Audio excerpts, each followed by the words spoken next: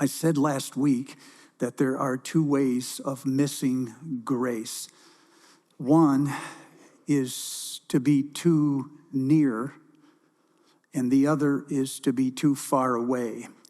Those that are too near grew up, as I did, in religious communities, and we learned early the codes of purity, and we followed them. We miss grace because it's hardly necessary, or it's something that we have earned. Those that grew up far away grew up away from religious communities, and the rules were quite different. In many cases, you set your own rules, and life worked until it didn't. And grace was hard over here because it was so far from you. You couldn't imagine anyone being that kind without you doing something to earn it. So both of us tend to miss grace. And what I said last week is that we over-convert. I don't think this is fixed, you guys. It's not static. We don't spend our whole lives in one side or the other. We tend to move in and out of these sides in different seasons of our lives. But whatever side we are in now, the other seems hardly tolerable. To this side of grace, those that grew up religious seem holier than thou, full of themselves, like self-righteous people. And those that grew up in the church, as I did, tend to look across the aisle and see people as unrighteous people, and they're undisciplined. And the chaos that they have in their life is something they deserve. There you see it. Deserve cannot be used in the same sentence with grace. But that's exactly how people on this side see it. And so it's every time we tend to walk right past grace in search of it, seeking either license, permission to do whatever we want, or we seek a hyperstructure. We want rules, and we want it to be clear what is expected of us, and it becomes legalism. And so Christians, non-Christians tend to miss grace, passing each other on the way. How do they handle guilt and grievances? That's what I want to talk about today, because I think both sides miss this. It seems that we are always making accusations against other people. We are always comparing ourselves with other people, always defending ourselves from other people. When someone says something about us, the first instinct is to kind of, well, you do the same thing, or, well, it's not as bad as what you do, or you're in no position to judge. Do you see what I mean? We can't absorb the criticism. We immediately turn it back as a way of protecting ourselves. Why do we do that? Is it because we don't know how to handle guilt? So we can't entertain guilt even for a moment because we don't really understand grace. They say when it comes to grace, we cannot give it to someone because we have never really received it ourselves. You can't give what you don't have. I'm beginning to wonder if it's the other way around. You can't have what you won't give. I'm wondering if we never really receive grace because we never really give it to someone first. After all, he did say, forgive us our trespasses as we, or in the same way that we forgive those who trespass against us. So I'm starting to wonder if the way to receive grace is to be less of a receptacle and more of a conduit. God pours his grace through us onto someone else, and in that process, we get some too. Are you okay? I can't tell. But how is the question? How do we change this perspective? I'm wondering if our enemies are actually the doorway to grace. If they are the way into it, if we only knew how to handle them. In the 1950s, an unemployed French professor of literature named René Girard landed a job teaching the classics in literature, and he wasn't one to turn down work. He was needy, and so he agreed to teach a class where he hadn't read hardly any of the books in the syllabi. So he had to hurry up and read the books so he could teach the contents to the students. And not being familiar with the literature, he started looking for patterns. And he found them. He found that most of the great stories in the world contain violence. And most of the violence is the result of two forces competing for the same things, usually power and glory. And he said, when they compete, the plot moves through a very predictable series of stages. There were 5. Ambition leads to rivalry, leads to scandal, leads to conflict, leads to a reckoning. Now, this is going somewhere, I promise. It's going somewhere. It begins with ambition. Anytime we seek an advantage for ourselves, usually in the form of power and glory, we create rivalries. It becomes a competition. After all, there's only so much to go around.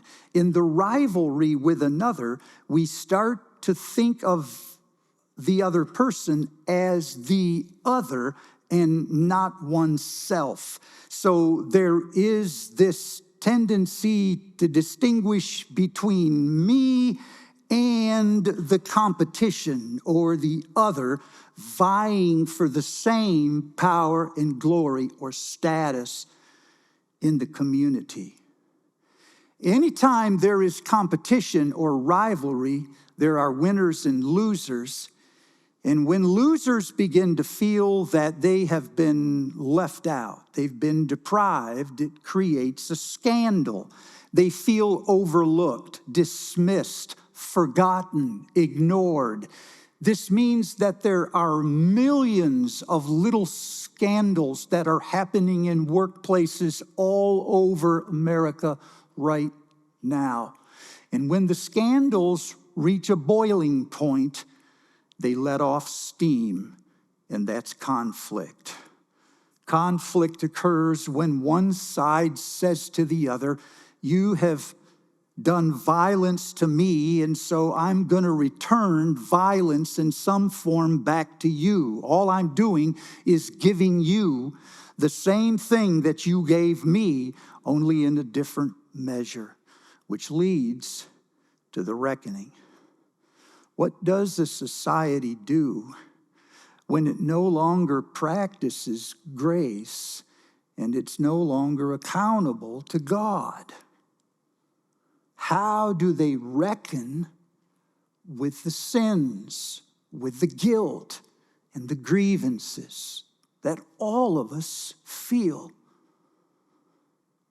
On the Day of Atonement in Leviticus 16, Israel's highest day, the priest selected 2 goats. One belonged to the Lord, the other belonged to the people. He had the people cast lots to see which was which. And the one that belonged to the Lord, the priest would slaughter the goat and then take the blood from the goat and sprinkle it onto the altar as a way of cleansing the altar.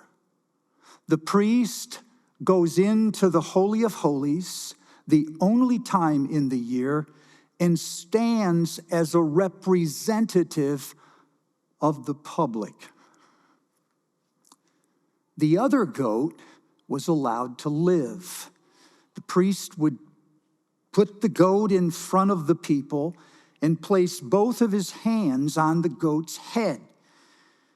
He was transferring the guilt of all the people onto the head of that goat. In the words of Leviticus, it was the uncleanness, the rebellion of Israel, and whatever sin people had done. All of it was transferred onto the head of that goat. The goat was then led outside the city by an attendant, walked into the wilderness, and chased off, thereby separating the sins of the people by putting them onto the goat and running him away. The idea behind this is that sins were a real thing. They were not just figments of some religious imagination. They were real entities. And you couldn't expunge them simply by denying them or explaining them away. You had to do something with the guilt and the sins of the people to get rid of them so the people could have their innocence back. Are you still there? This may seem to some of you primitive, but I think the same thing is happening today. As a nation and to individuals. What does a nation do that no longer believes in sacrifice? They look for a scapegoat. Here's how it works. It starts when people clamor for pride or for power and for glory. And because everyone wants exactly the same kind of power and the same kind of glory, and there's only so much to go around, it creates a rivalry. And whenever there is a rivalry, there are sides. And where there are sides, there are winners and losers. There are people comparing their situation with other people's situations in terms of power and glory and wondering how they got so much and we have so little. This creates a scandal. People begin to feel that they have been deprived, they've been left out, they've been forgotten, maybe passed over, maybe taken for granted. And when these scandals, and there are millions of them every day, reach a boiling point, there is conflict. People break into special interests, each vying for its own agenda, each committing its own little atrocities.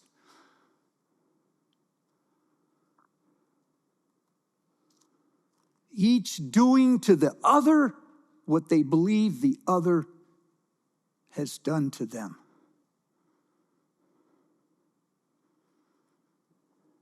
And they look for a scapegoat. They look for someone, a person, an institution that represents everything we're trying to get rid of.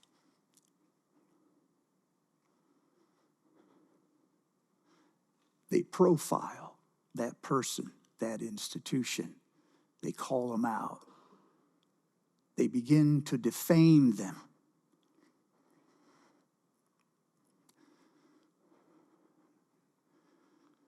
And then they place the sins, the collective sins of the public, onto that person or institution, and they drive them away.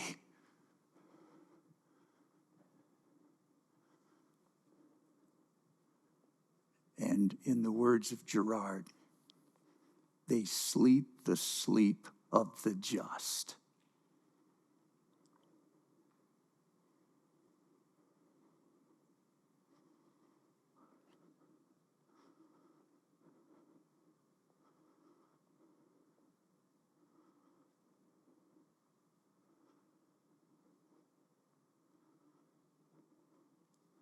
Is this not racism?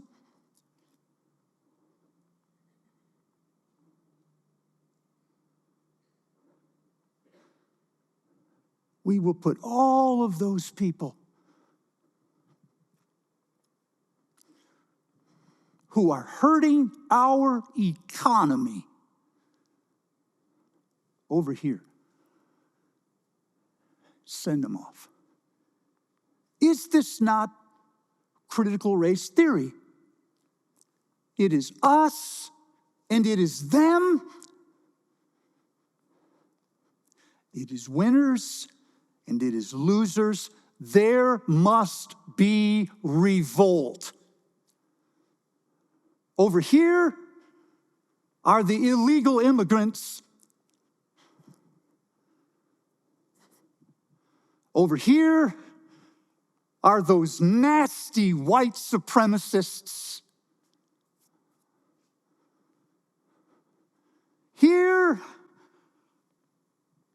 are the trans, gay. Here are those MAGA fundamentalists.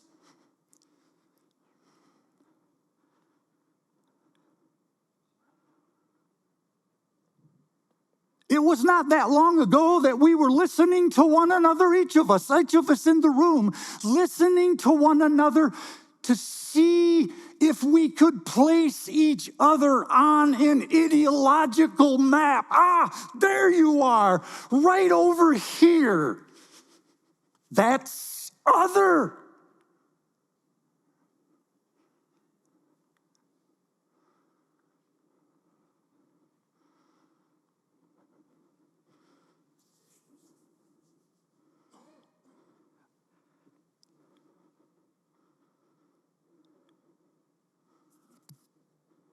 I wish it was different in religious communities, but sometimes it's even worse because they're doing this for God.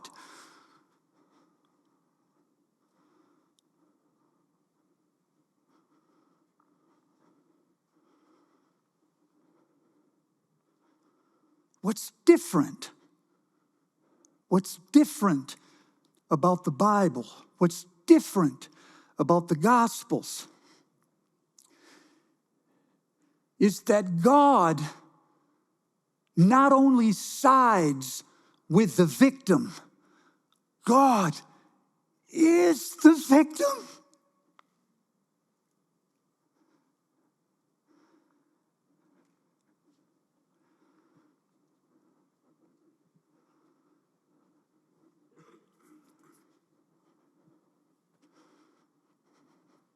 Now to the text.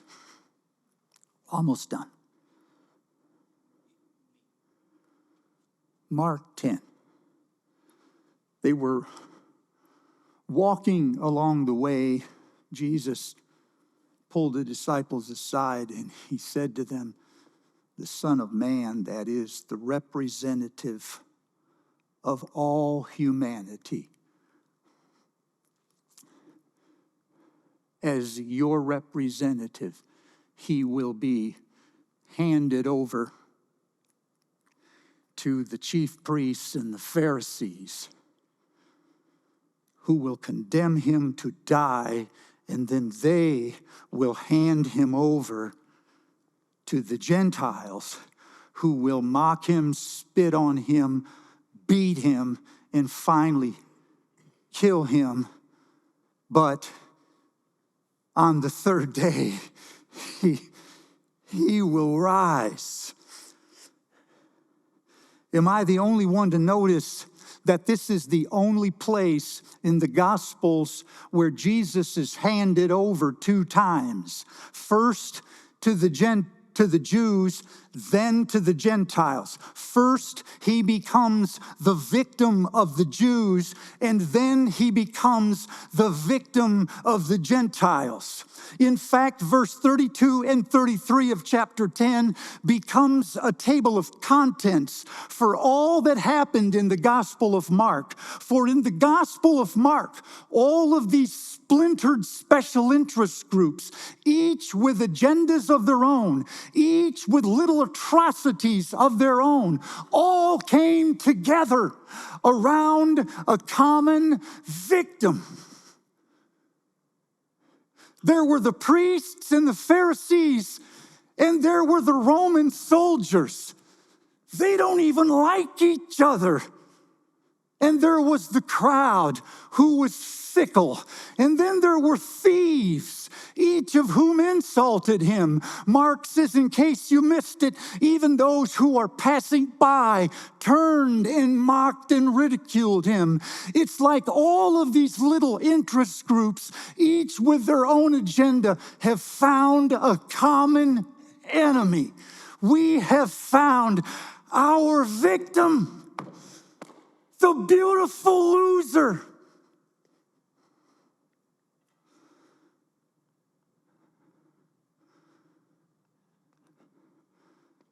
And he doesn't fight.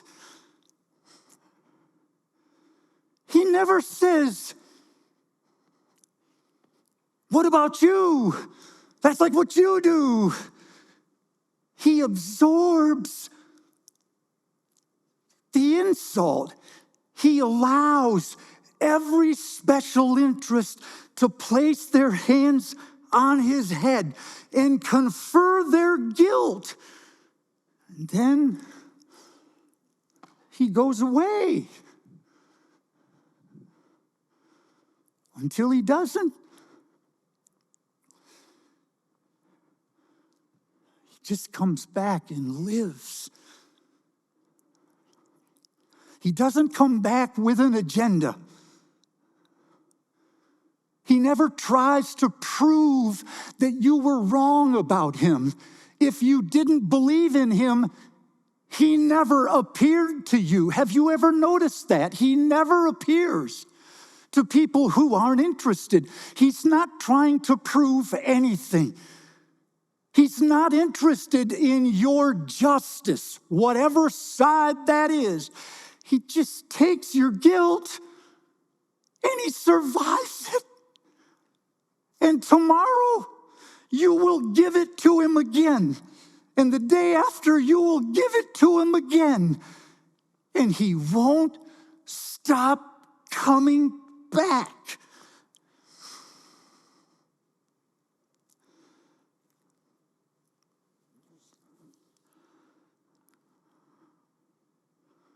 This is why this is sacred ground, because there are people in this room that are not like you. They have deep ideological divides. If you knew what they thought about this subject or that. But in Christ, We have a common victim. Is this not Isaiah 53? He has carried our transgressions. This is sacred ground because this is where you meet them. Bonhoeffer is right. We have no unity except in and through Jesus Christ. In the wake of this, James and John, the Christians, they pull Jesus aside and they say, hey, grant that, do anything we ask. Oh, that's nerve. We want you to position us, one on your right, one on your left, when you enter your kingdom. Another translation, when you triumph. In other words, when this is over, and you go into your kingdom, give us positions of proximity, power, and glory. You see it? You see it? They're after the same power and glory, only leveraging Him to get it. Jesus says, can you drink the cup? Can you enter the flood, the baptism? And they say rather briskly, we can. And Jesus says, you don't know what you ask. As to the right and the left, that's not mine to give. Those two have been assigned. He is, of course, referring to the thieves who will occupy the right and the left in the crucifixion, indicating that the crucifixion is not a means to power and glory. It is the new power and glory. He is redefining power and glory, and it looks nothing like what you imagine. And so he turns and says, if you really want to be great, if you want glory, then you must become the servant of all. And it's worth reminding us that a servant in those days was one who was forgotten, overlooked, taken for granted, bypassed. And yet we will time and time again, we will say, I will have my respect. I deserve respect.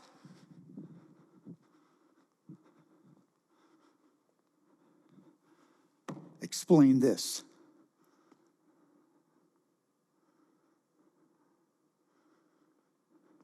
James, John, you don't know what you're asking for.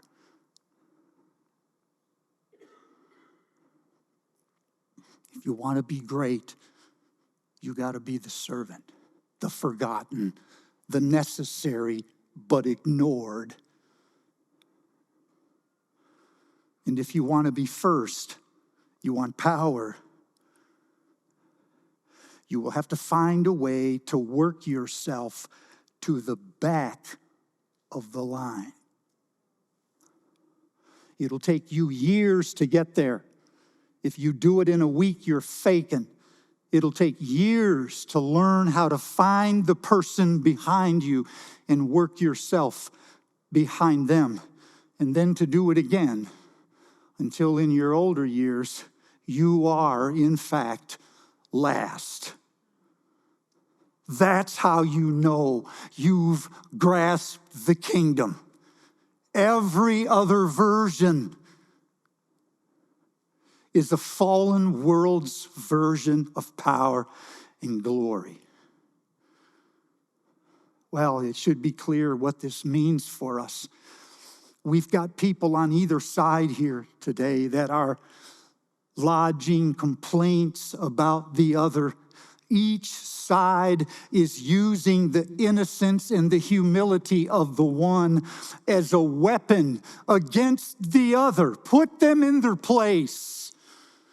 And in between the two warring sides is a victim who is innocent.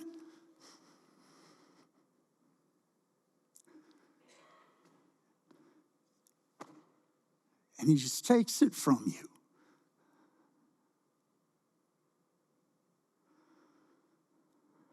So when you step into this space in a moment, this is different space. Wherever you came from, whatever it's like in your work, when you were here, the ground is level at the altar. Here you are free to be the person God created you to be, and you don't have to put on title or appearance. You can be forgotten. You can feel ignored.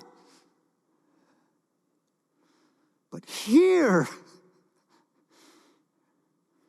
you are close, close, close to the victim.